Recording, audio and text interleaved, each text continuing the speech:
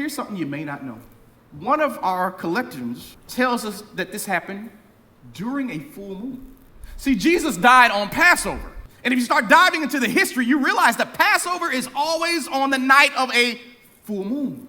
Here's what kills me. There's no possible way to have an eclipse of the sun and a full moon. I'm gonna repeat that one more time because that got me excited right now. There is no logical, possible, physical way to have a full eclipse of the sun and a full moon.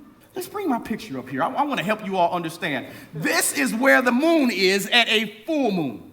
For there to be a full eclipse of the sun, this moon would need to actually come this way.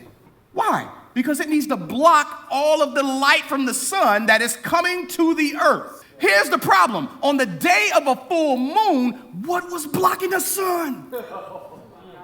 It appears to me, without reason, a full eclipse of the sun. This was the most amazing eclipse of the sun we have ever seen. On the same day where there happened to be earthquakes, where rocks was torn, we see a supernatural darkness, almost as if the sun itself said, I can't watch this.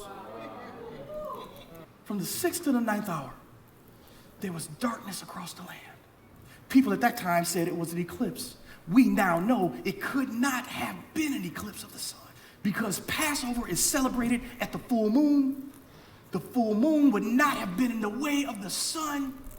Creation itself was responding to the death of Jesus.